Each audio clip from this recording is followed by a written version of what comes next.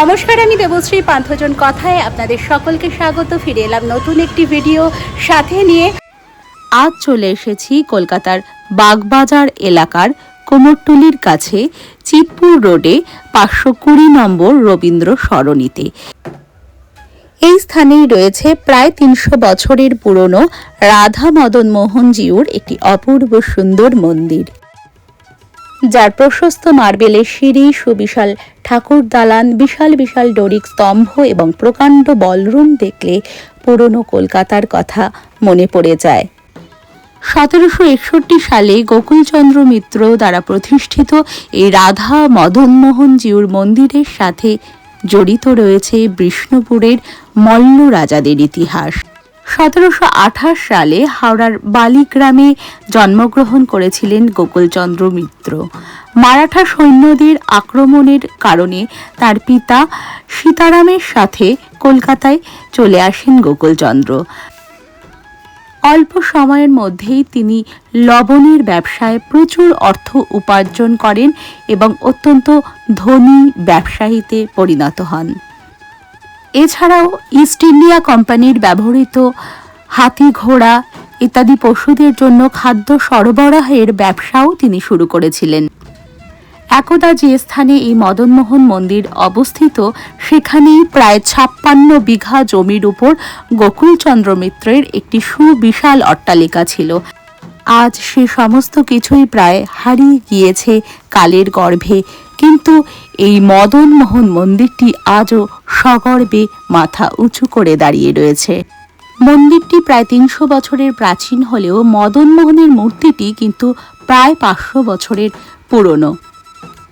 শোনা যায় একসময় ধরণী নামক একজন দরিদ্র পুরোহিতের কাছে পূজিত হতেন এই মদনমোহন দেব, যিনি বিষ্ণুপুরের জঙ্গলে বাস করতেন।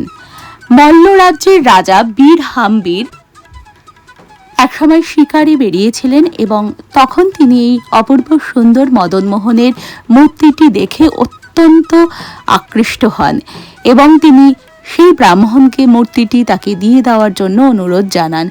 ব্রাহ্মণ মদনমোহন দেবকে ছাড়তে রাজি না হলে রাজা কিন্তু এই মূর্তিটি চুরি করে নিয়ে আসেন তার রাজ্যে। তারও প্রায় 100 বছর পরে 1694 সালে মল্ল রাজ্যের রাজা দুর্জন সিং বিষ্ণুপুরে মদনমোহন মন্দির নির্মাণ করেন। এরপর 1770 সাল নাগাদ ভয়াবহ দুর্ভিক্ষের কারণে রাজকোষ প্রায় শূন্য হয়ে গিয়েছিল। তখন সিংহাসনে ছিলেন মল্লরাজ চৈতন্য সিংহ। এই দুর্ভিক্ষের সুযোগ নিয়ে চৈতন্য সিংহের খুড়তুতো ভাই দামোদর সিংহ সিরাজদৌল্লার কাছ থেকে সৈন্য ভাড়া করে বিষ্ণুপুর দখল নেওয়ার জন্য আক্রমণ করেন এবং প্রথমে ব্যর্থ হলেও পরবর্তীতে তিনি বিষ্ণুপুর দখল করে নেন।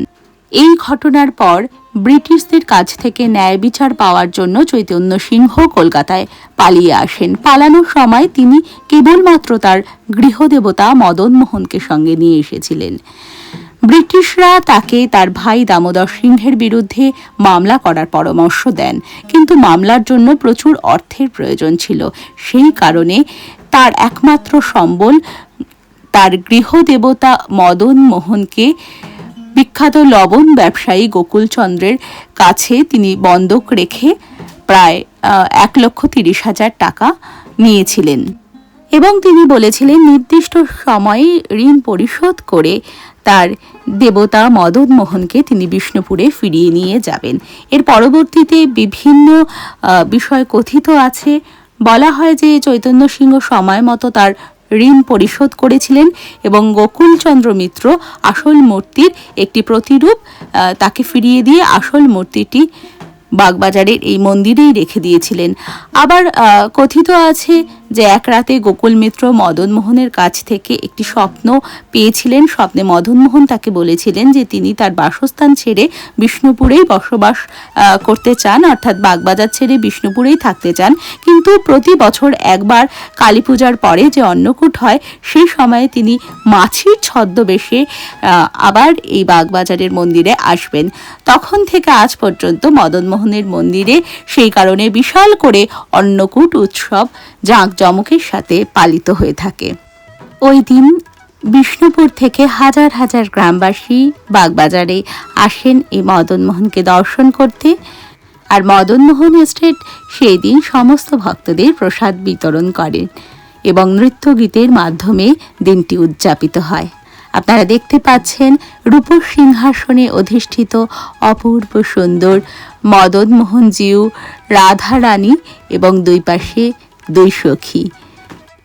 অন্নকূট উৎসব ছাড়াও যে বিশেষ বিশেষ উৎসব এই মন্দিরে পালিত হয় তার মধ্যে ঝুলন, রাস উৎসব, শ্রীকৃষ্ণ জন্মাষ্টমী, রাধাষ্টমী, দোল উৎসব ইত্যাদি উল্লেখযোগ্য।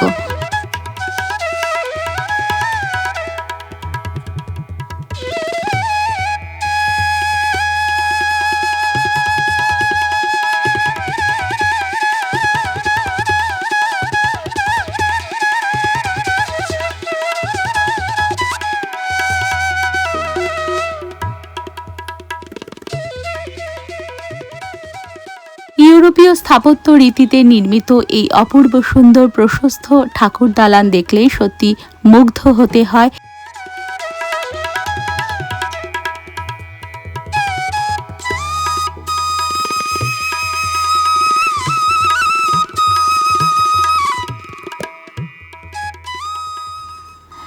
মন্দিরে আসার জন্য কাছাকাছি metro station Shyambazar, Shobhabazar metro স্টেশনে নেমে সেখান থেকেও আপনি আসতে পারেন।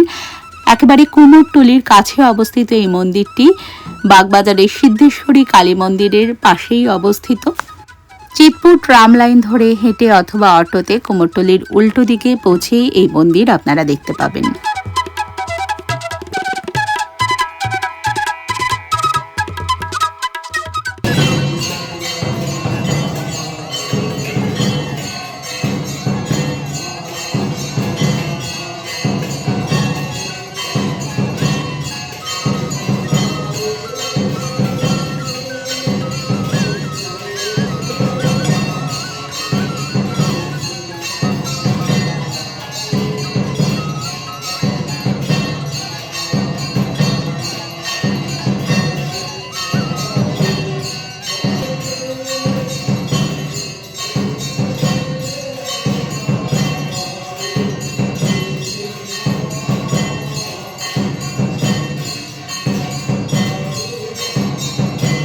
আশা করি ভিডিওটি আপনাদের ভালো লেগেছে। ভালো লাগলে ভিডিওটিকে একটি লাইক করে দেবেন এবং শেয়ার করে অন্যান্যদেরও দেখার সুযোগ করে দেবেন।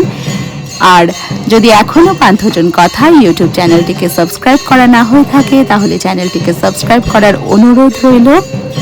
সকলে খুব ভালো থাকবেন। খুব তাড়াতাড়ি ফিরে আসবো নতুন একটি ভিডিওর সাথে নিয়ে।